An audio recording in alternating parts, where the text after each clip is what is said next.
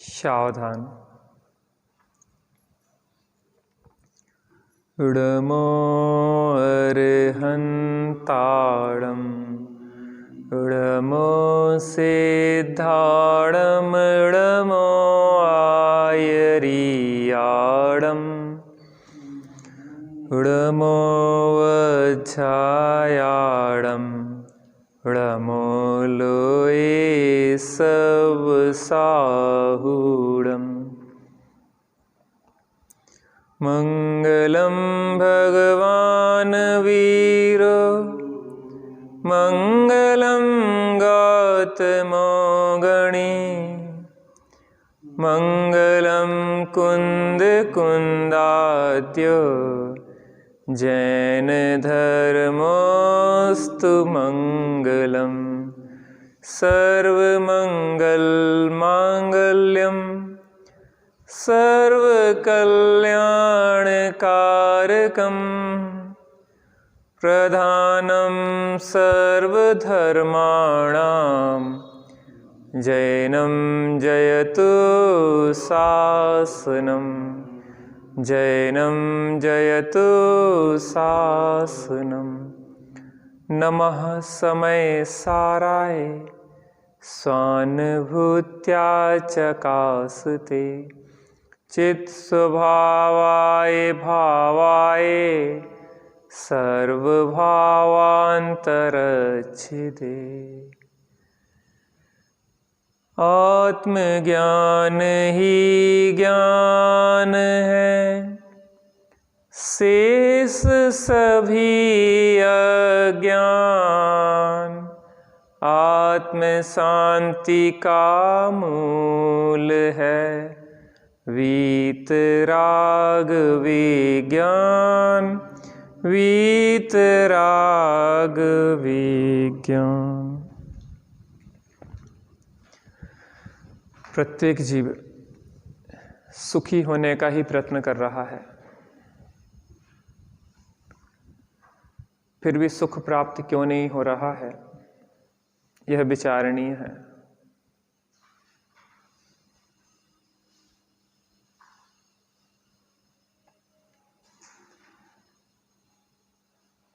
क्योंकि जहां सुख है जीव वहां प्रयत्न नहीं कर रहा है। कसायों का अभाव होना सुख की प्राप्ति है और कसायों का होना दुख की प्राप्ति है। चर्चा अपन कर रहे हैं इसकी। जहां प्रयत्न करना चाहिए वहां नहीं कर रहे हैं, क्योंकि सुख अंदर में है और खोज बाहर में है। एक घटना सुन रहे थे, एक जंगल में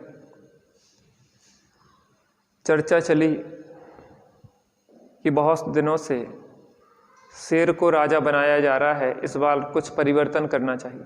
बहन जी आप थोड़ा पीछे हो जाओ ना, हाँ आप थोड़ा सा इस तरफ आ जाओ, हाँ बस ठीक है। कि हर बार शेर ही राजा बनता है, इस बार कुछ परिवर्तन करें। तो एक गधे ने सलाह दी कि इस बार अपन बंदर को राजा बनाते हैं। ऐसा होता है कि जो लंबे समय तक राजा रहता है, जनता धीरे धीरे उससे क्या होने लग जाती है, कुछ जलने लग जाती है, परिवर्तन चाहती है। वह परिवर्तन वास्तविक है कि नहीं, जरूरत थी परिवर्तन की कि नहीं, यह भी विचार नहीं होता है। तो परिवर्तन चाहा। गधे ने कहा कि अपन बंदर को राजा बना देते हैं, बंदर होशियार है। शेर जो है वो जमीन पे चल पाता है, बंदर तो पेड़ों पे भी चढ़ जाता है, जमीन पे भी चलता है, सब तरफ सब कर लेता है। तो लोगों ने भी सोचा कि एक परिवर्तन हो जाएगा, तो अपन इस बार बंदर को राजा बना देते हैं। बंदर को राजा बनाया गया। एक दिन की घटना है कि एक चीते ने एक हिरनी के बच्चे को पकड़ लिया। एक चीते ने एक हिरणी के बच्चे को पकड़ लिया और वो पकड़ के उसको खाने को तत्पर हुआ। हिरणी दौड़ती दौड़ती बंदर राजा के पास पहुंची कि राजा साहब आपकी ही शरण है, आप मेरे बच्चे को बचा लें। बंदर भी साथ में चल दिया और जैसे ही चीते को देखा वो घबरा गया। लगभग 50 फुट की दूरी पे वो बंदर एक पेड़ से दूसरी पेड़ और एक डगाल से दूसरी डगाल पे उछल कूद करता रहा आधे घंटे लगभग। बहुत उछल कूद की, उतने में उस चीते ने, उस बाघ ने उस हिरणी के बच्चे को खा लिया। हिरणी आंखों में आंसू भरे हुए बंदर राजा के पास आई कि तुमने मेरी मदद नहीं की। बंदर ने कहा बहन इल्जाम मत लगाओ, तो मेरे पास जैसे ही मदद के लिए गई मैं दौड़ा दौड़ा चला आया और मैंने मेहनत नहीं की। ये बात असत्य है, मैंने बहुत मेहनत की कि नहीं? बंदर ने मेहनत, एक पेड़ से दूसरी पेड़ और एक डगाल से दूसरी डगाल उछलता रहा, बहुत मेहनत की। तो हिरणी ने कहा कि देखो भैया, तुमने कितनी ही मेहनत की हो, लेकिन यथार्थ जगह अगर मेहनत नहीं करे तो यथार्थ फल प्राप्त नहीं होता। तुम्हें उस चीते के सामने लड़के मेरे बच्चे को बचाना चाहिए था और तुमने वो तो किया नहीं है और पेड़ पे उछल कूद करते रहे, उससे मेरा बच्चा तो नहीं बचा, मेरे बच्चे के तो प्राण चले गए। वो तो एक काल्पनिक कहानी थी, लेकिन शायद हमारे जीवन में भी कुछ इस प्रकार की घटनाएं घट रही हैं। सुख तो हमारे अंदर में है और हम सुख के लिए उछल कूद बाहर में कर रहे हैं। क्या? सुख तो हमारे अंदर में है और हम सुख की खोज बाहर कर रहे हैं। ऐसा नहीं है कि हमारे प्रयत्न में कोई कमी है, मेहनत बहुत कर रहे हैं लेकिन फल नहीं मिल रहा है, बल्कि उल्टा फल मिल रहा है, संसार बढ़ रहा है।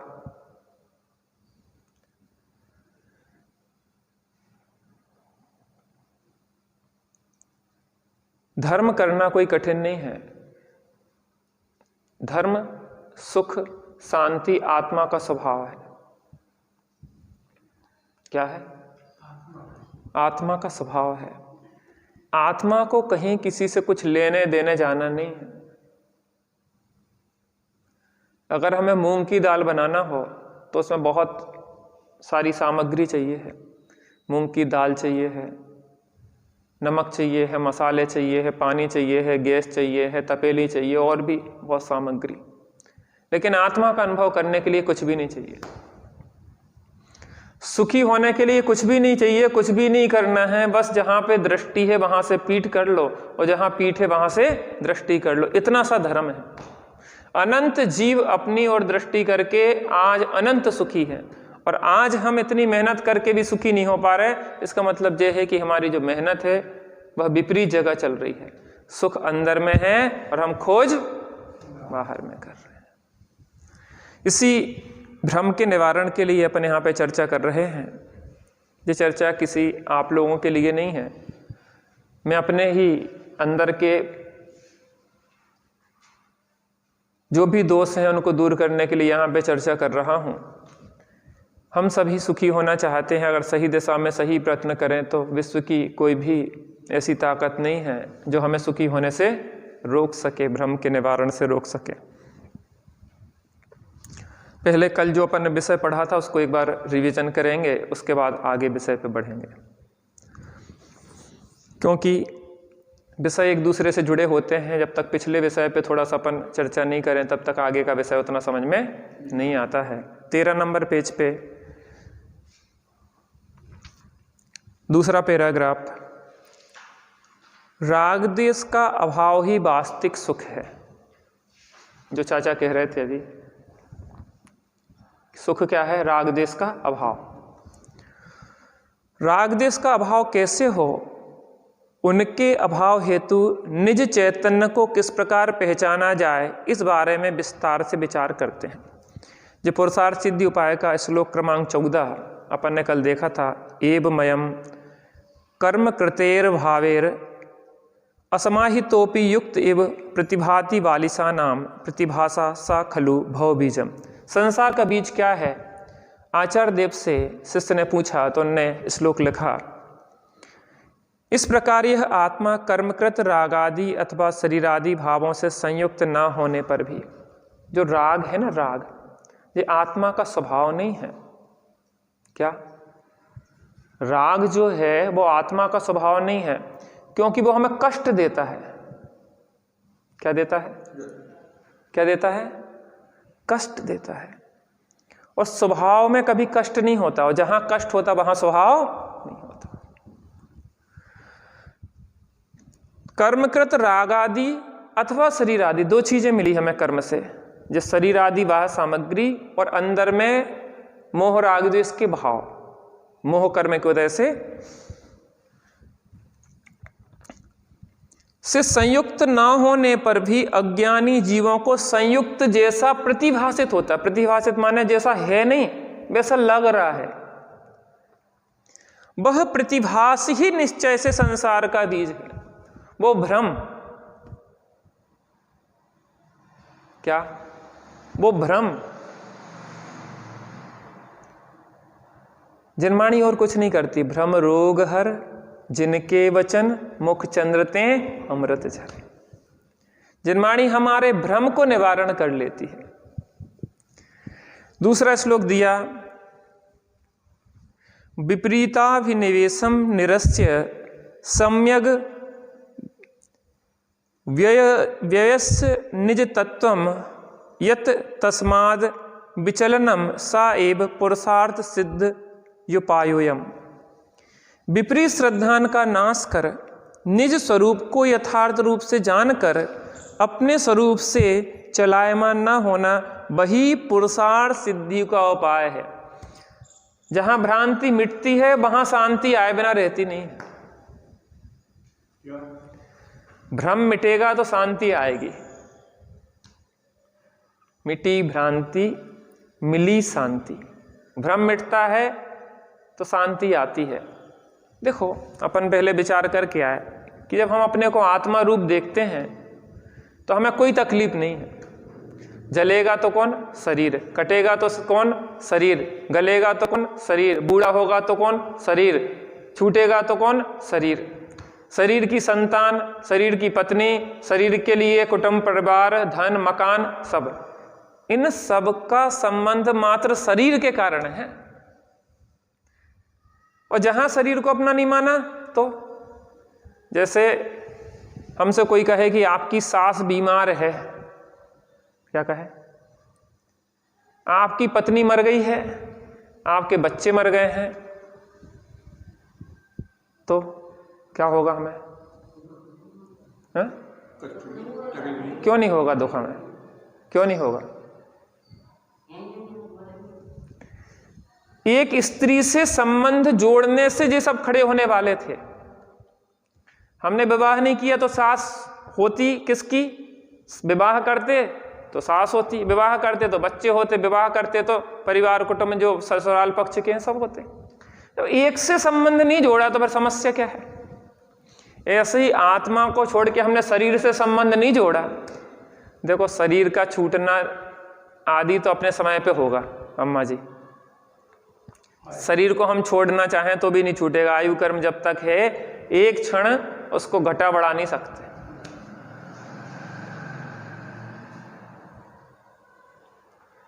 लेकिन उसमें अपनापन तो छोड़ा जा सकता है ना। अरे जिस मकान में रह रहे हैं तो उस मकान को किराए का मकान समझ के तो रहा जा सकता है। हमें ये बताओ, अपन के भैया हमारा मकान है, हमारा मकान है, पहले आप उसी में किराए से रहते थे, फिर आपने खरीद लिया उसी मकान को, तो पहले क्या कहते थे? किराए का मकान है। अब क्या कहने लगे? अपना मकान है। फिर उसको बेच दो और फिर उसी में रहते रहो, फिर किराया देना शुरू कर दो, फिर क्या कहोगे? अभी अपना मकान कह रहे थे, अब किराए का मकान कहने लगे। तो ज्ञानी होने का इतना ही सा मतलब है कि मकान तो रहना पड़ेगा, लेकिन वो क्या होगा? किराए का हो जाएगा, अपना नहीं होगा। फिर उसमें जो समस्या होगी वो अपनी नहीं होगी। ऐसे विपरीत श्रद्धान का नाश कर निज स्वरूप को यथार्थ रूप से जानकर अपने स्वरूप से चलायमान न होना, वही पुरुषार्थ सिद्धि का उपाय है। पुरुषार्थ एक ही है, ये अपने को जान लो। ये कल बहुत सुंदर चर्चा चली थी, इसको आगे पढ़ते हैं। वस्तु तत्व का निर्णय, वस्तु तत्व का निर्णय से हम कैसे सुखी होते हैं इसको देखते हैं। आत्मविज्ञान, यदि नकारात्मक ढंग से कहें तो राग देश का अभाव और सकारात्मक ढंग से कहें तो परम सुख की उपलब्धि। जहां दुख नहीं है वहां सुख है, जहां राग देश नहीं है वहां पे शांति है। यही साक्षात धर्म है। साधन की दृष्टि से राग देश के अभाव के उपाय को, विज्ञान को भी धर्म कहा जाता है, अर्थात जिस विधि से हम राग देश का अभाव करते हैं वो विधि भी धर्म कही जाती है। भगवान महावीर स्वामी ने निज में राग देश का समूल नाश करके परम सुख को प्राप्त किया और इस आत्मविज्ञान को संसार के समस्त जीवों के हितार्थ बताया। माने जिस विधि से वो सुखी हुए उनने हमें भी बता दी। संसारी जीव सदा से ही अशुद्ध है। यदि पहले शुद्ध था तो अशुद्ध क्यों और कैसे हुआ? इन प्रश्नों का समाधान है कि जैसे खान से निकाला गया सोना कीट कालिमा से मिला हुआ ही निकलता है। संसारी जीव सदा से ही कैसा है? अशुद्ध है। अनादिकाल से कैसा है? अशुद्ध है। पहले शुद्ध था तो अशुद्ध क्यों और कैसे हुआ? पहले शुद्ध था तो अशुद्ध कैसे हो गया? इसका मतलब यह है कि पहले से ही अशुद्ध है। इन प्रश्नों का समाधान है कि जैसे खान से निकाला गया सोना कीट कालिमा से मिला हुआ ही निकलता है। पहले कभी शुद्ध रहा हो और फिर अशुद्ध हो गया हो, ऐसा नहीं है। पहले सोना तो शुद्ध था और फिर बाद में क्या हो गया? अशुद्ध होगा, ऐसा नहीं। वो खान में ही ऐसी अशुद्ध दशा में पड़ा हुआ था। बल्कि ऐसा है कि वह स्वभाव से तो सदा ही से शुद्ध ही था और पर्याय में शुद्ध होने की योग्यता भी उसमें सदा से छिपी थी। स्वभाव से तो वो कैसा था? सदा से शुद्ध था और पर्याय में शुद्ध होने की योग्यता थी। देखो, स्वभाव में विकार का प्रवेश होता नहीं, अपन पहले देख चुके। ये कपड़ा है ना, कपड़ा, ये कपड़ा मेला हो गया मान लो, लेकिन इसमें स्वभाव में मेल ने प्रवेश किया क्या? बच्चा बिगड़ गया, लेकिन बच्चे के स्वभाव में क्या बिगड़ापन आ गया? हमें ये बताओ। कुपुत्र पैदा होता कि सुपुत्र? कौन होता? अम्मा जी, कौन पैदा होता, सुपुत्र की कुपुत्र? तो पुत्र पैदा होता है, उसके लक्षण, उसकी संगति आदि से उस पर सुपुत्र और कुपुत्र का आरोपण होता है। तो क्या कह रहे हैं कि वस्तु जो है वो तो स्वयं शुद्ध है स्वभाव से, लेकिन पर्याय में उसका जैसा परिणमन चल रहा हो उसको शुद्ध या अशुद्ध उस प्रकार से कहा जाता है। और पर्याय में शुद्ध होने की योग्यता में भी उसमें हमेशा से पड़ी हुई है। और अब धातु विज्ञान की एक विशिष्ट विधि द्वारा शुद्ध किया जा सकता है। ठीक इसी प्रकार की स्थिति संसारी जीव की भी है। वह भी अनादि काल से पर्याय में अशुद्ध है और पर्याय में शुद्ध होने की योग्यता भी उसमें सदा से अंतर्निहित है। स्वभाव से शुद्ध है और पर्याय में अनादि काल से अशुद्ध है, लेकिन पर्याय में शुद्ध होने की योग्यता उसमें पड़ी हुई है। क्योंकि वह स्वभाव से तो शुद्ध है ही, पर्याय में स्वयं शुद्ध होने की योग्यता उसमें ही पड़ी है। और शुद्धिकरण का भी एक विशिष्ट उपाय है। मिल गया आपको? मिल गया? उसे ही ऊपर आत्मविज्ञान कहा गया है, परंतु दृष्टांत और द्राष्टांत में जहां इतनी समानता है वहीं इनमें एक गंभीर अंतर भी है। क्योंकि दृष्टांत सदा आंशिक रूप से ही द्राष्टांत से घटित हुआ करता है, पूर्ण रूप से नहीं। उस अंतर को समझ लेना भी आवश्यक है।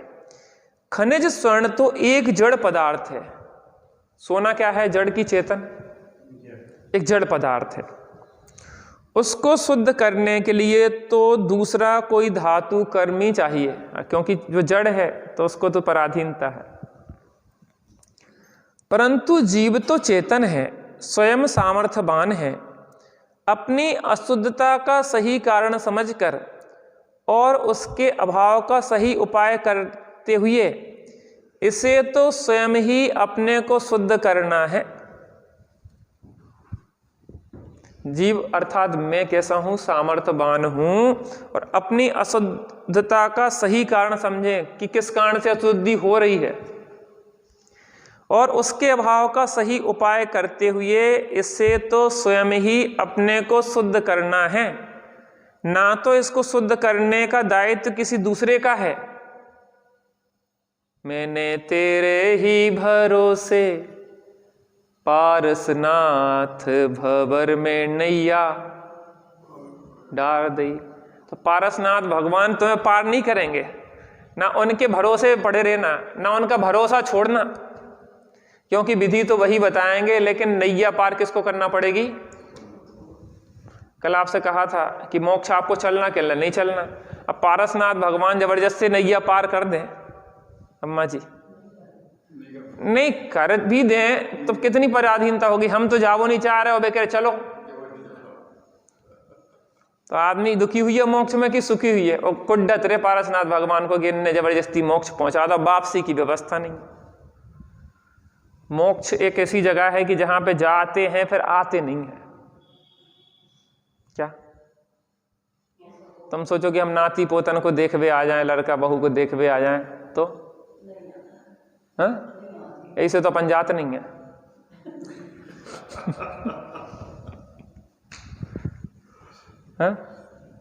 दादाजी इसलिए तो जाते नहीं कि फिर वहां पे फंस जाएंगे चक्कर में, ना किससे बातें करें, किससे क्या करें, ना मोबाइल है होते, ना खावे पीवे की कोई व्यवस्था है, ना कछु है। क्या करेंगे होते अकेले अकेले, उब ना जाएंगे सिद्ध भगवान। अम्मा जी उब जाएंगे। वहां अंदर का अतीन्द्रिय ऐसा आनंद है, जैसे लोक में सुख का समय व्यतीत होने में पता नहीं पड़ता है, वैसे अंदर में आनंद जिसके जीवन में प्रकट हो जाता है, अनंत काल कैसे निकल जाता पता नहीं पड़ता। किसी की याद तब आती है जब दुख हो जीवन में। भैया अब बुढ़ापे में कोई सहारा हो तो कम से कम सेवा कर दो, पानी देवे वारो होना चाहिए, तो कोनो हाथ पकड़ के कोनो उठा बिठा दे तो तेरा हाथ पांव दबा दे तो। अब जब कोई दुख होए तो दूसरे की याद आती, जैसे सुख होए कोई की याद ही नहीं आती। ऐसे जहां परम सुख होए, हाँ क्या किसी विकल्प में एक आनंद, आनंद अनंत काल तक आनंद। समस्या क्या है कि हमें उस आनंद की खबर नहीं है, हमें उस आनंद का स्वाद नहीं है। इसलिए हमें क्या लगता है कि बेचारे सिद्ध भगवान अकेले क्या कर रही हैं। अब बेचारे भी नहीं है, बेचारे अपना है, सबके बीच रह के भी अनाथ हैं, अकेले हैं, कोई है अपनों का। और वे अकेले रह के भी परम सुख है। वास्तव में एकत्व में ही सुख है। काय में सुख है? एकत्व में सुख है, अपने में सुख है।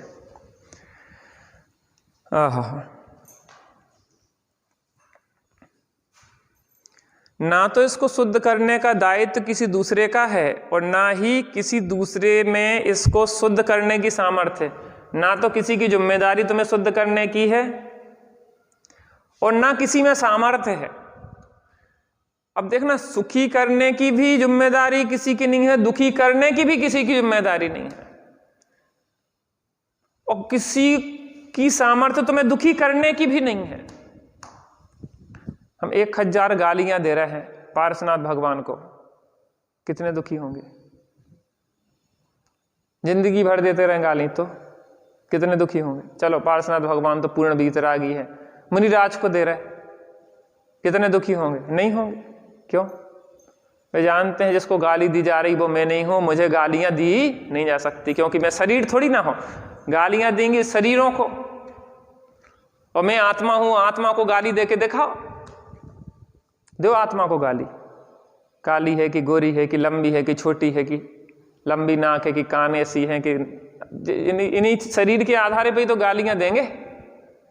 आत्मा को क्या है? आत्मा को गालियां दे ही नहीं सकते। और हम जब अपने को आत्मा देखेंगे तो गालियां की को लगेंगी?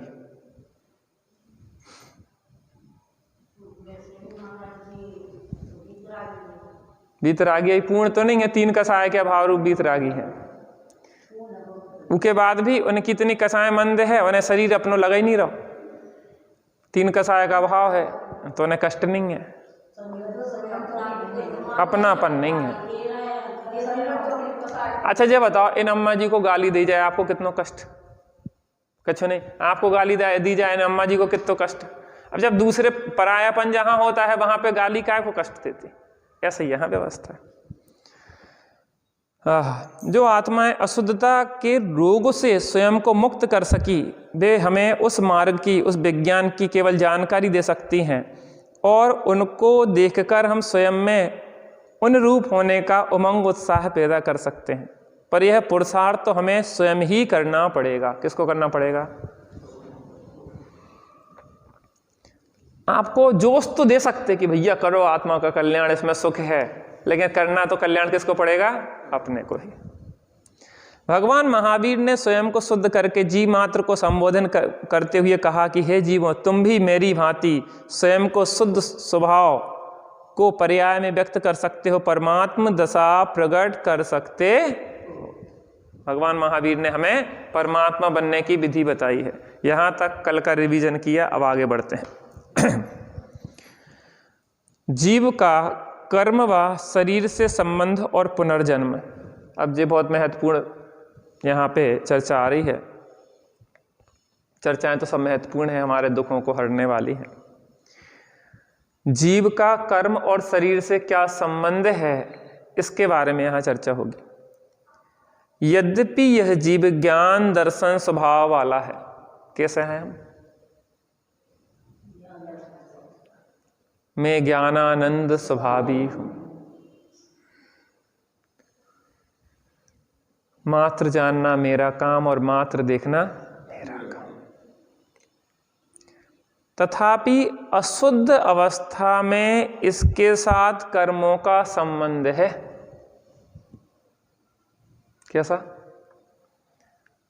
जो संसारी अवस्था है ना हमारी, उसमें किसका संबंध है हमारे साथ? कर्मों का संबंध है।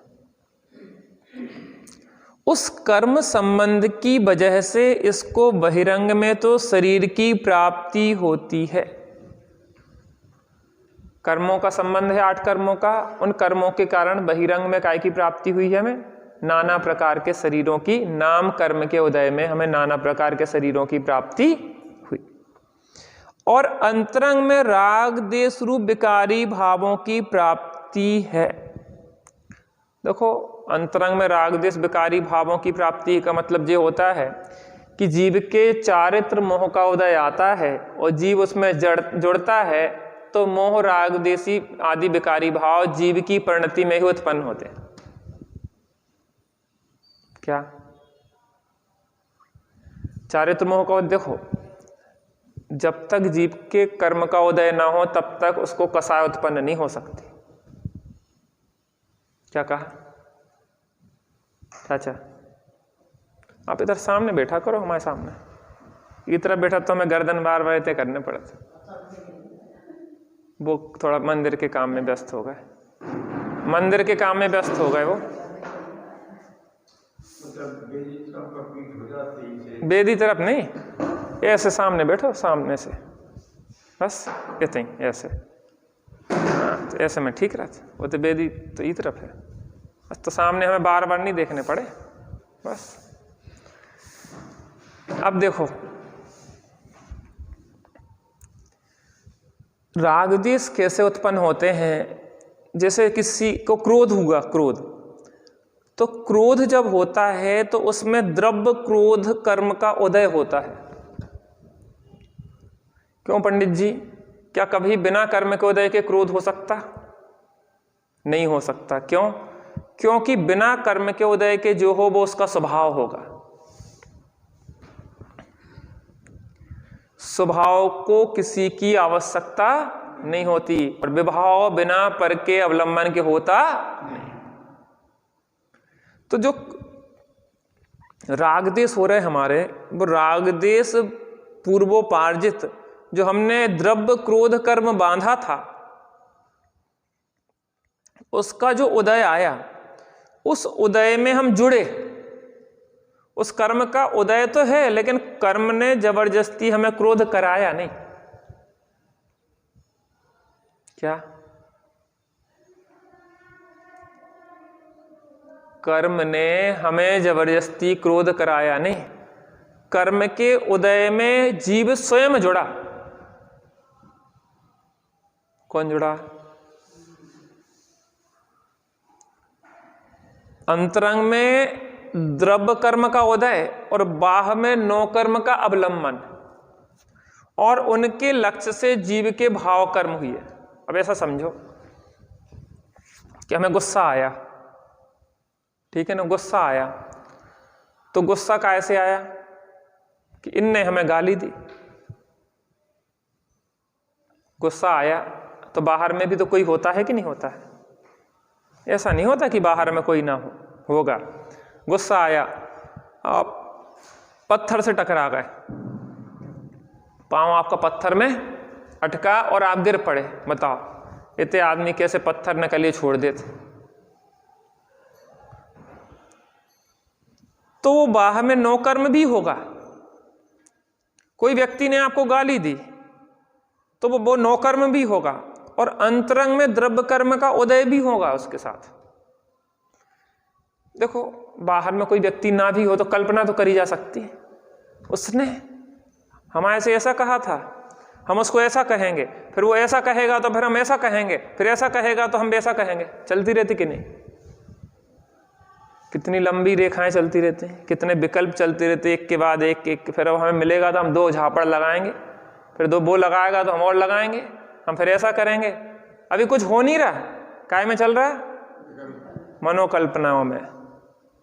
आज हम कमजोर हैं, कल सबल होंगे तो उसको देख लेंगे। आने दो मौका, एक से दिन सबके नहीं रहते।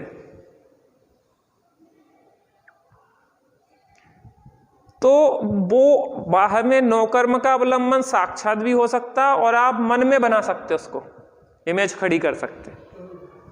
क्या? आप खुद भी उसकी एक कल्पना कर सकते। और अंतरंग में द्रव्य कर्म का उदय नियम से होगा। तो द्रव्य क्रोध का उदय अंतरंग में उदय आया, और बाहर में किसी ने गाली दी, और हम मोह राग देश रूप परिणमित हो गए। किस रूप परिणमित हो गए? मोह राग देश रूप परिणमित हो गए। तो यहां पे जो कह रहे हैं ना कि बाहर में तो शरीर की प्राप्ति होती है, और अंतरंग में राग देश रूपी विकारी भाव की प्राप्ति होती है। कैसे? कर्म के उदय से। वह स्वयं को ना जानकर मैं कौन हूं, मेरा क्या स्वरूप है इत्यादि की जानकारी से बेखबर इन शरीर मन वचन को ही आत्मा मान रहा है। हे अपन है कौन दादाजी? आत्मा। और अपने को या तो शरीर रूप मान रहे हैं, और राग देश आदि भाव रूप मान रहे हैं। हमसे बात ना करिए, हमें बहुत तेज गुस्सा आती। किसको आती? हमसे मुंह न लग जाइयो, हम फिर अच्छी तरह से सुधार देते। किसको? हमारी गुस्सा बहुत, हमारा तेज स्वभाव है पंडित जी, आप जानते नहीं है, बहुत तेज स्वभाव है हमारा। स्वभाव है कि विभाव है? जो पानी के कि हमारा उष्ण स्वभाव है, स्वभाव है कि विभाव है? ऐसे ही क्रोध किसी का स्वभाव नहीं है, मान किसी का स्वभाव नहीं है, माया किसी का स्वभाव नहीं है, लोभ किसी का स्वभाव नहीं है। भैया हंसना चाहिए, हास भी कसाय है, हास स्वभाव नहीं है। भगवान हंसमुख होते? कैसे होते? आप नहीं कहते कि हंसमुख होना चाहिए भगवान, कैसे होते भगवान? हंसमुख भगवान, हंसमुख है तो भगवान नहीं, भगवान है तो हंसमुख नहीं, क्योंकि भगवान तो बीतरागी होती है, हास भी कसाय है। अगर हम हंस रहे हैं तो वो भी कसाय है। भगवान तो परम बीतरागी शांत प्रभु, बीतरागी नग्न मुद्रा, शांत मुद्रा। तो जो कर्म के उदय से हमें शरीर प्राप्त हुआ बहिरंग में और अंतरंग में मोह राग देश के भाव प्राप्त हुए, उन्हें ही अपने रूप मान लिया कि मैं शरीर हूं, राग देश मेरा स्वभाव है। एक चीज बताओ, एक क्षण को भी हम बिना राग देश के रहे आज तक? अंतरंग में पैदा होती है, अंतरंग में पैदा होती, अंदर अंदर माने आत्मा में। कहाँ पैदा होता? शरीर में पैदा होता राग देश। आत्मा में। दुखी की क्यों करत? दुखी शरीर को करत कि आत्मा को? शरीर को। राग देश शरीर को दुखी करत। आत्मा दिखाओ तो कहाँ है? जो ये प्रश्न कर रहा है कि आत्मा दिखावे, वो कौन प्रश्न कर रहा है? शरीर? कौन कर रहा प्रश्न? आत्मा दिखावे, ये प्रश्न कौन कर रहा है? शरीर कर रहा है कि आत्मा कर रहा है? जो दिखा नहीं रहा आत्मा, जो नहीं दिखा रहा आत्मा। अरे हमें ये बताओ, आंखें देखती हैं कि आत्मा देखता है? मुर्दा है, जैसे मुर्दा मर गौ को नो, सुबह आंखें देख रही कि नहीं देख रही? काय नहीं देख रही सुबह? हाँ? इंद्री आत्मा है, हम देख रहे हैं कि हम आत्मा देख रहे हैं, आंखें नहीं देख। जानना तो आत्मा है ना आपके अंदर। आँख, जैसे हम जी बताएं, जो चश्मा है, जैसे चश्मा देख रहा कि आंखें देख रही? लेकिन चश्मा के बिना, एक मिनट तो रुको, चश्मा के बिना आंखें देख लेंगी? हमें आंखें कमजोर हैं हमारी, बिना चश्मा के देखेंगी? नहीं देखेंगी। हम सामने पढ़बो चाहे ते पढ़बो चाहे ना देखेगो, काहे? बिना चश्मा के नहीं देख सकत। लेकिन चश्मा देखत कि नहीं देखत? चश्मा के लो रख दो हमने, जो देखे पढ़ो भैया चश्मा, पढ़ेगो? तो जैसे चश्मा से आंखें देखती हैं, क्योंकि आंखें कमजोर हैं। वैसे तो चश्मा के बिना भी देखना चाहिए, लेकिन चश्मा से क्यों देख रही हैं? क्योंकि वो कमजोर हैं आंखें। ऐसी ज्ञान हमारा कमजोर है, इसलिए इंद्रियों के माध्यम से देख रहा हूं। ऐसा जी बताओ, आप लकड़ी पकड़ के चलते कि बिना लकड़ी के चलते? लकड़ी से। लकड़ी चलाती है कि आप खुद चलते हो?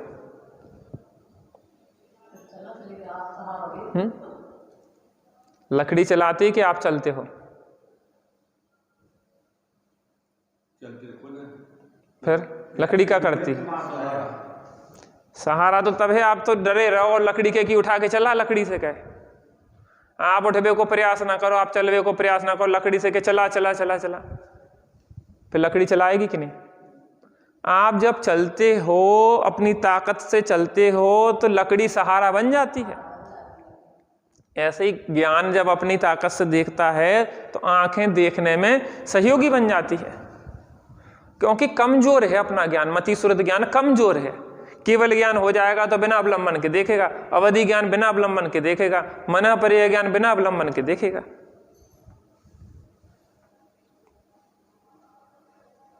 कान सुनते हैं कि ज्ञान सुनता है? ज्ञान कान के माध्यम से सुनता है। जैसे चश्मा के, अब किसी के कान कमजोर हो जाए, सो मशीन लगाने पड़त कि नहीं? मशीन सुन रही का? मशीन नहीं सुन रही, कान सुन रहा है। और कान सुन रहा है का? ज्ञान सुन रहा। नासिका इंद्री से जान रही कि ज्ञान जान रहा? नासिका इंद्री के माध्यम से ज्ञान जान रहा। स्पर्शन इंद्री जान रही कि ज्ञान जान रहा? स्पर्शन के माध्यम से ज्ञान जान रहा।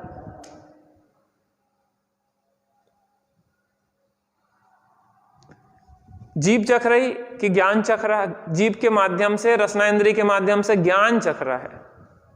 ज्ञान ना होए, आत्मा ना होए, फिर ऐसा समझो, किसी कमरे में 5 खिड़कियां हैं और एक व्यक्ति अंदर में है कमरे में। कभी इस खिड़की से देखता, कभी इस खिड़की से देखता, कभी इस खिड़की से देखता, कभी उस खिड़की से देखता। तो देखता कौन है? वो व्यक्ति देखता जो अंदर है। खिड़की ना हो तो कैसे देखेगा? नहीं देखेगा। तो देखता तो खिड़की के माध्यम से है, खिड़की के माध्यम से है, लेकिन देखता कौन है? व्यक्ति। ऐसे ही आंख की खिड़की से, कान की खिड़की से, रसना की खिड़की से, घ्राण की खिड़की से, स्पर्शन की खिड़की से देखता कौन है? आत्मा। लेकिन माध्यम कमजोर दशा में ये सब बनते हैं। तो इसको भ्रम क्या हो जाता है कि मैं आंखों से देखता हूं, कानों से सुनता हूं, रसना से चखता हूं, नासिका से सूंघता हूं, स्पर्शन से स्पर्श करता हूं। किसको भ्रम हो जाता है? इस आत्मा को। जबकि ये है तो स्वयं चैतन्य मूर्ति। जे ही जानने वाला है, जे निकल जाए तो सब प्राण चले जाएं।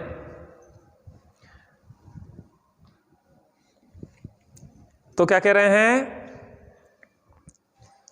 वह स्वयं को ना जानकर मैं कौन हूं, मेरा क्या स्वरूप है इत्यादि की जानकारी से बेखबर इन शरीर मन वचन को ही आत्मा मान रहा है। किसको अपना मान रहा है? शरीर अर्थात मन वचन काय को ही यह अपना मान रहा। देखो इतनी चर्चा हुई है, इसको प्रयोग करो थोड़ा जीवन में तो शांति आएगी। ऐसा देखने का अभ्यास करो कि चलते हुए भी शरीर चल रहा है और हम जान रहे हैं, खाते हुए भी शरीर में ग्रास जा रहा है और हम जान रहे हैं, बोलते हुए भी मुख से शब्द निकल रहे हैं लेकिन हम क्या कर रहे हैं? जान रहे हैं। लकवा लग जाए तो क्या हम बोल पाएंगे? लकवा लग जाए तो क्या हम चल पाएंगे? एक एक कुंटल का बोरा उठा देता था जो व्यक्ति, अब वही व्यक्ति पड़ा है, वो अपना हाथ उठा के मुंह की मक्खी नहीं भगा पा रहा। गामा पहलवान था, बड़े बड़े ट्रकों को रोक देता था जो, और जब बीमार हुआ बिस्तर पे पड़ा था अंत में, तो मुंह की मक्खी नहीं भगा पाया।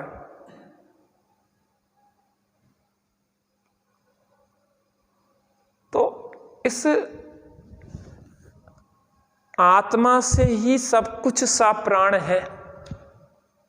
इस जगत की शोभा इस चैतन्य से है। किससे है? इस शरीर की शोभा भी इस चैतन्य से है। चेतना निकल जाए तो लोग मट्टी कहते हैं। भैया ले चलो मट्टी, ले चलो जल्दी ले चलो, नहीं तो कीड़ा पड़ जाए। 48 मिनट के अंदर अंदर जला देना चाहिए, नहीं तो कीड़ा पड़ जाता। क्या पड़ जाता? जी पड़ जाता।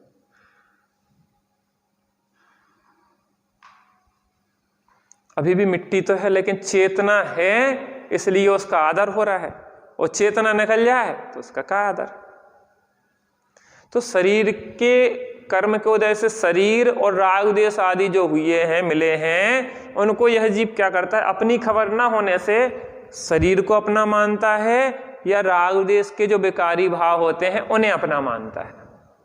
क्यों? क्योंकि अपनी और अपने स्वभाव की खबर नहीं है।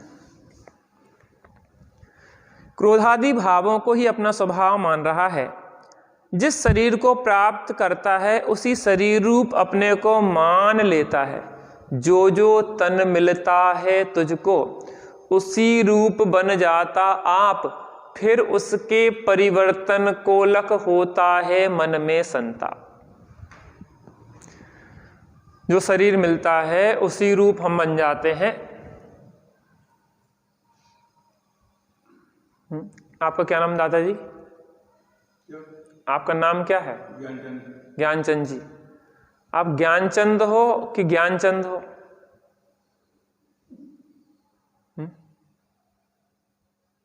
कौन हो? ज्ञानचंद हो कि ज्ञानचंद हो?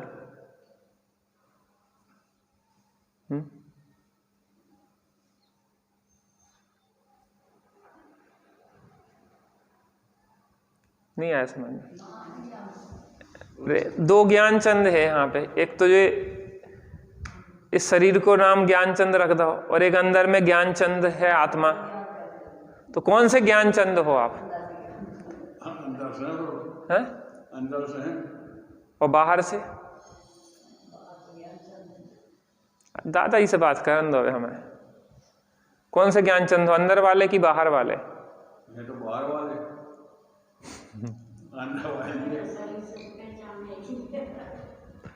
आत्मा भी तो ज्ञान चंद है ना, आत्मा ही ज्ञान चंद है वास्तव में। और हम मान रहे शरीर वाले ज्ञान चंद को, और अंदर वाले ज्ञान चंद की खबर नहीं है हमें। क्या व्यवहार में कहेंगे, देखेंगे नहीं। देखेंगे तो अंदर में हम ज्ञानचंद आत्मा है ऐसा मान्यता में तुझे रखेंगे, हम ज्ञानचंद आत्मा है ऐसा मान्यता में रहेगा, और कहने में आएगा कि हम शरीर रूप ज्ञानचंद को ज्ञानचंद कहेंगे। कहना सो व्यवहार और मानना सो मिथ्यात्व। ऐसा देखो कि भैया ये चैत्यालय किसका है? किसका है? हमारा है। समाज को तो ठीक है, ऐसा कहो जाते हमारा चैत्यालय है। विदेश से भी व्यक्ति आए तो क्या कहेगो? हमारा चैत्यालय है, हमारा मंदिर है, कहेगा कि नहीं कहेगा? लेकिन उते अपनो रेबो शुरू कर दे तो अपना बोरा बिस्तर ले आए और बस उतनी रे के रोटी पानी बनाए और अपने रेन लगे, आप रेन दोगे क्या? कहवे में तो कोई एतराज नहीं है तो आपको कोई आओ बाहर से, भैया हमारा चैत्यालय जो है भैया दर्शन करो और जो भी करने करो, लेकिन तुम इतने रहबे की व्यवस्था बना लो। तो ये बच्चन को ले आए, इतनी अपना भोजन पानी बनावो को शुरू कर दे, रेबो शुरू कर दे तो क्या है? हमने जब कही थी हमारा है तो तुमने तब तो ऑब्जेक्शन उठाओ नहीं। अब क्या ऑब्जेक्शन उठा रहे? कहने वो व्यवहार की बात थी, निश्चय से ना मान लियो, नहीं तो इतने से क्या कर दें तुम्हें बाहर निकाल दें। हम आपके कैसे हैं? बच्चे जैसे हैं ना, बच्चे जैसे हैं ना, हम आपके छोटे हैं, बच्चे जैसे हैं कि नहीं है? दादाजी आपके बच्चे जैसे हैं हम, हैं कि नहीं हैं? कितने बच्चे हैं आपके? दो हैं, तीसरे हम हैं कि नहीं? मान पर हाँ, हिस्सा बांट जब करोगे तो 3 हिस्सा करोगे कि 2? जब हिस्सा बांट करोगे तो 2 हिस्सा करोगे कि 3? खाए हम भी तो लड़का जैसे हैं, हैं? कहने में कोई बुराई नहीं है।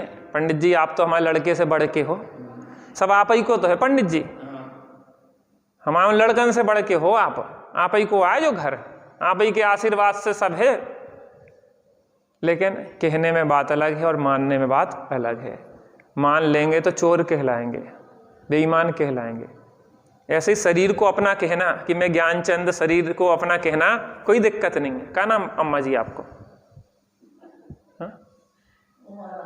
उमा रानी।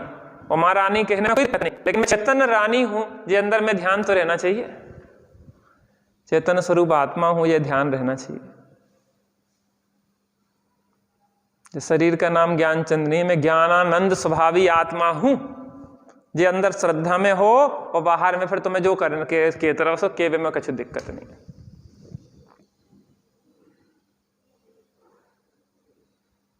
जे खेल है मात्र श्रद्धान का।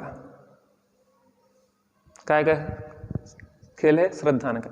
हम यहां से मरे, हम देव गति में पहुंच गए, पर कौन शरीर को अपनों कहेंगे? हम यहां से मर के हम देवगति में चले गए, कौन से शरीर को अपनों कहेंगे?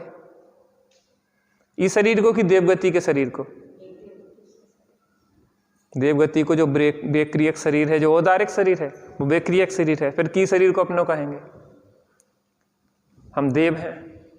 और नरक में चले गए सो हम नारकी हैं, त्रियंच में चले गए सो हम त्रियंच हैं। लेकिन हम जो हैं, हम तो वही हैं, यहां हैं, देव में है, नारकी में है और त्रियंच में है। हम तो एक ही हैं कि अलग अलग हो गए? अरे कोई व्यक्ति ने 4 मकान बदले हुए हैं, 4 मकान बदले हो तो व्यक्ति बदलेगा कि मकान बदले? अरे पूर्व जन्म में अपन देखा था कि पूर्व जन्म में वो सेठ था ना, सेठ सामायिक कर रहा था। सामायिक में वो पानी प्यास लगी तो पानी करके मर गया, तो क्या बन गया? मेढक बन गया। और मेढक में भगवान की भक्ति के लिए सब वो जा रहा था भगवान महावीर स्वामी के समोसण में, तो क्या बन गया? देव बन गया। तो वो आत्मा वही रहा कि अलग अलग हो गया? सेठ जी का आत्मा ही था कि दूसरा आत्मा था? आत्मा तो वही था। ऐसे ही चेतना तो एक ही रूप है ना। और ज्ञानचंद जी के शरीर में जाए रहे, चाहे दूसरे शरीर में चला जाए, चाहे तीसरे शरीर में चला जाए, लेकिन शरीर रूप थोड़ी ना हो जाता। कहने में कोई बुराई नहीं, लोग व्यवहार ऐसे ही चलेगा, लेकिन अंदर में मान्यता जी रखना चाहिए कि मैं आत्मा हूं, ये तो वास्तव में शरीर आदि के स्वांग है कि नहीं? तो क्या कह रहे हैं? जिस शरीर को प्राप्त करता है उसी रूप अपने को मान लेता है। शरीर की उत्पत्ति से अपनी उत्पत्ति, शरीर के नाश से अपना नाश, तन उपजत अपनी उपजजान और तन नसत आपनो नाश। दादाजी, ये छोड़ना पड़ेगा कि नहीं शरीर अपने को? छोड़ना पड़ेगा। ये नहीं पता कब छोड़ना पड़ेगा, लेकिन छोड़ना पड़ेगा, ये तो पक्का है। तो अगर अपन इसको अपना मानेंगे तो कष्ट होगा, अपना नहीं मानेंगे तो कष्ट नहीं होगा। किराए का घर मानो, किराए का मकान छोड़ने में कितना कष्ट होता है? कोई कष्ट नहीं होता। और अपना घर छोड़ने में छोड़ने पड़े नहीं, छोड़ने में, अपना घर छोड़ने में कष्ट ज्यादा होता है कि किराए का घर छोड़ने में? किराए के घर को छोड़ने में कुछ दिक्कत नहीं। हम यहाँ पे आए गुरसराय में, स्वाध्याय भवन में रुके, वहाँ पे रुके हैं, जब जाएंगे तो हमें कितना कष्ट होगा? काय नहीं होगा? क्योंकि हमने इसको अपना नहीं माना। अपना मान ले तो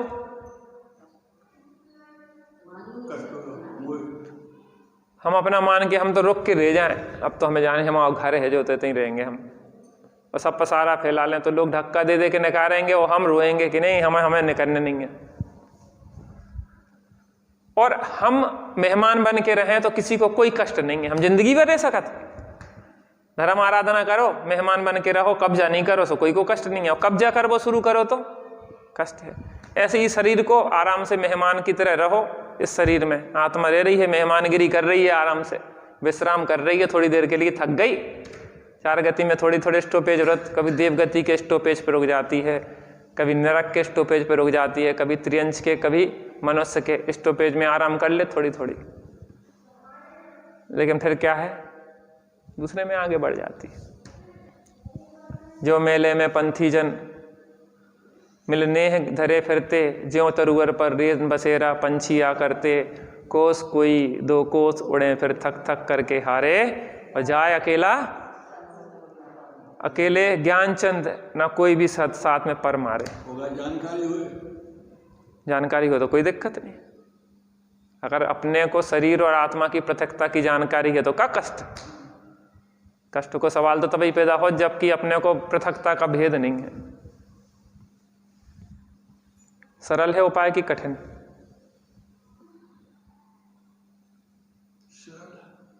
सरल है कि सरलतम है?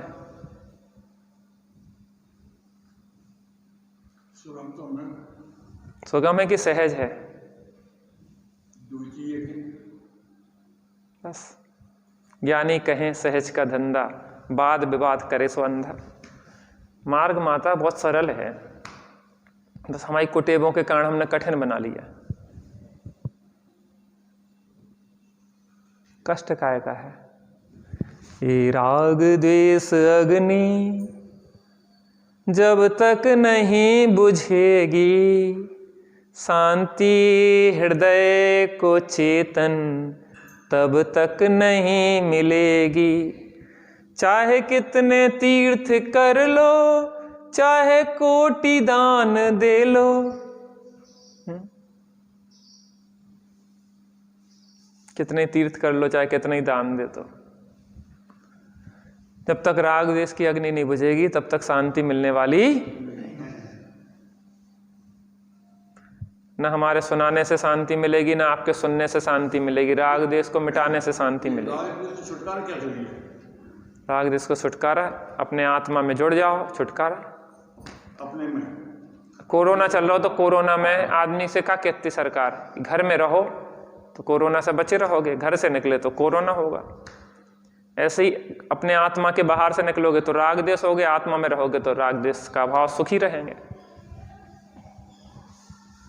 सरल है उपाय कि कठिन? बातें तो आपसे सरल नहीं, प्रयोग और सरल है, लेकिन है कठिन। नहीं कठिन नहीं, अभ्यास नहीं है। आपने साइकिल चलाई, साइकिल चलाई कभी? सरल है कि कठिन? जब चलाने लगे तो सरल लगी, तो जब तक, हाँ, वैसे कठिन कुछ नहीं है। रोटी बनाओ सरल की कठिन? आपने रोटी बनाई आज तक कि नहीं? बनाई है। हमें तो कठिन लगा तो रोटी बनाओ, क्या है? अभ्यास नहीं है। साइकिल चलाना हमें बचपन में इतना कठिन लगता था कि देखो 4 पहिया की गाड़ी तो फिर भी चल जाए, कैसे बट टिकी है जमीन पे, और 2 पहिया की गाड़ी कैसे चलेगी आखिर? अधर में 2 पहिया पे इतना डोल जाए कि इतना डोल जाए, अब कैसे चलेगी आखिर? तो बचपन छोटे हते जब, तो हमें लगा तो यार बहुत कठिन है। 4 पहिया की चलाओ आसान है, 2 पहिया की कठिन है। 4 पहिया की तो रोड पे थमी है कम से कम, और 2 पहिया की वो तो अपने को संभालने पड़े। लेकिन जब चलाने लगे सो हाथ छोड़ के भी चलती थी आराम से। चलाई आपने हाथ छोड़ के? दादाजी ने जवानी में चलाई है? देखो, अभ्यास से हर चीज सरल हो जाती है और अनभ्यास से कठिन हो जाती। रोटी बनाना आप लोगों को सरल लगता है, हमें बड़ा कठिन लगता है। रोटी कैसे बनेगी? रोटी बनाते बनाते भारत का नक्शा बन जाता है, और सेंक रहे तो वह जल जाती, आधे कच्ची रह जाती, कहीं कुछ हो जाती। क्या है? आपको सरल कैसे होगी? अभ्यास से। रोटी जब बनना आना सीख जाते तो अपने आप घूमने लग जाती। हमें तो यूँ घुमाना पड़ती बार बार, उसको फिर पलटो, फिर घुमाओ, फिर करो, फिर पलेथन लगाओ तमाम प्रकार की। और आपको अभ्यास हो गया तो ऐसी ऐसी घूमती, आपकी उंगलियों पे नाचने लग जाती रोटी। जैसी चाहोगी वैसी बन जाएगी, गोल, मोटी, पतली। अम्मा जी बना लेती रोटी? आप रोटी बना लेती हैं कि नहीं? हाँ, ऐसा नहीं होता। एक बार अभ्यास हो जाए फिर भूलता नहीं आदमी। आप आज भी बनाना शुरू करोगे तो बना लोगे, माने अभ्यास हो जाए। ऐसे जिसको एक बार भेद विज्ञान हो जाता है, फिर उसको किसी भी पर्याय में जाए वो चीज ऊर्ध्व हो जाती है। इसलिए कठिन नहीं है, अभ्यास नहीं है। अब थोड़ा सा धुन लगाओ बार बार। मैं तो बस ज्ञाता दृष्टा आत्म राम, मेरो तो है उपयोग रूप, बिन मूरत चिन्ह मूरत अनूप। मेरो तो है उपयोग रूप, बिन मूरत चिन्ह मूरत अनूप। पुद्गल नभ धर्म अधर्म कालिंते न्यारी है मेरी चाल। बार बार बार बार बार बार। आत्म भावना भावता भावता जीव लहे निर्वाण रे। मोक्ष पा लेता व्यक्ति आत्मा की भावना भाने से।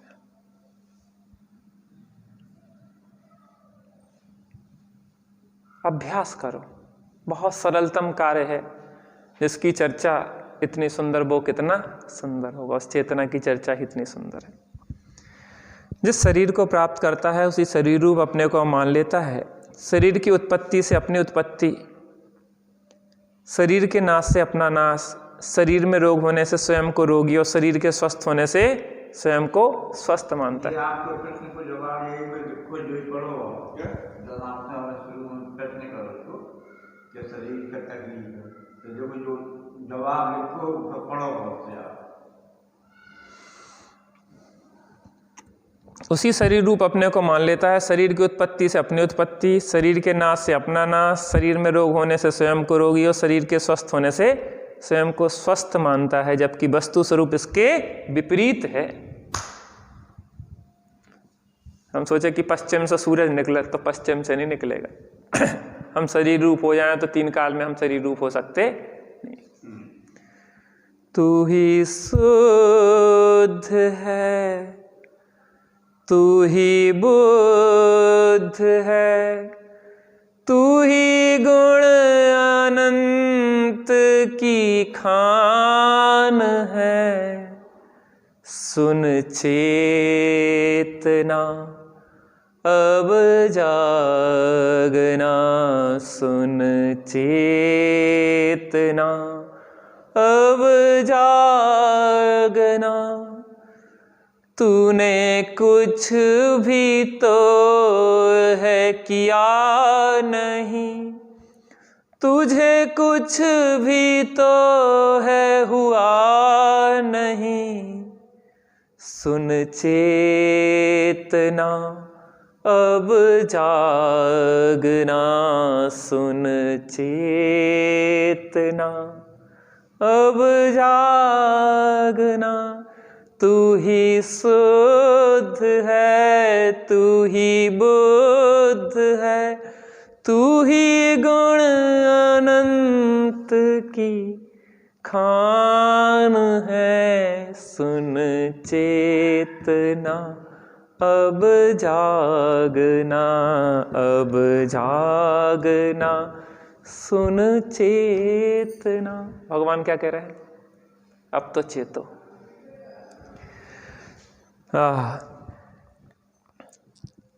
जबकि वस्तु स्वरूप इसके विपरीत है। जीवात्मा का अस्तित्व अलग, शरीर का अस्तित्व अलग। शरीर का नाश होने पर भी आत्मा का नाश। कितनी सुंदर बात है। लाखों करोड़ों रुपया भी दो तो भी ये बात मिलने वाली नहीं है। लेकिन लौकिक चीजों की महिमा आती है, हमें इस बात की, जिनवाणी की महिमा नहीं आती। सर्व दुखों का नाश करने में समर्थ अगर है तो वह जिनवाणी है। अभ्यास करेंगे बिल्कुल सरल खेल हो जाएगा दादाजी। आप प्रयोग करके देखो ना कि रोग अपने को अलग देखो, रोग को अलग देखो, शरीर को अलग देखो। अभ्यास तो करो। वृद्धावस्था में तो अनेक रोग होते हैं, अनेक तकलीफें होती हैं, अनेक प्रकार के लोगों के बातें सुनने को मिलती, सब बातें हैं। उनको अपने से भिन्न देखो ना। शरीर को दी जा रही गालियां हमें थोड़ी ना हो रही। शरीर को रोग है हमें थोड़ी ना है। शरीर को सब समस्याएं हैं हमें थोड़ी ना है। अभ्यास करो। जिस क्षण सम्यक विचार करते तकलीफ घटती कि नहीं घटती? घटती कि नहीं घटती?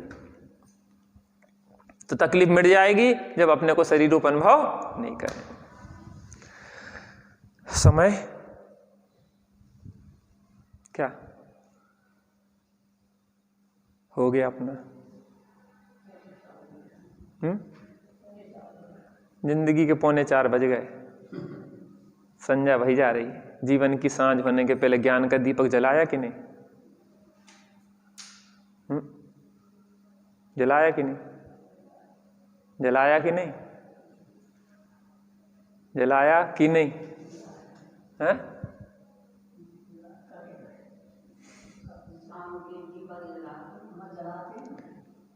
जीवन की सांझ होने के पहले ज्ञान का दीपक जलाया कि नहीं?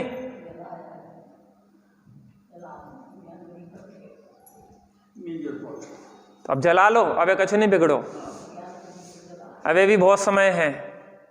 अभी मनुष्य पर्याय बहुत कीमती है, इसमें ज्ञान का दीपक जला लो तो चैतन्य का प्रकाश मिलेगा। निज निधि निज में बताई, यह अनंत उपकार है उसके लिए जिन वाणी माँ को वंदना सतबार है। वंदना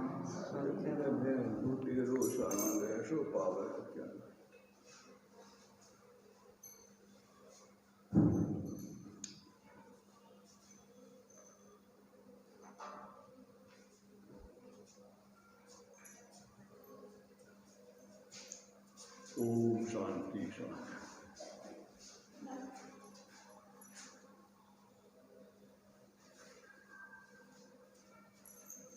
द्वादश संज्ञन वाणी माता की जय। महाजैन धर्म की जय। पंचमष्टि भगवान।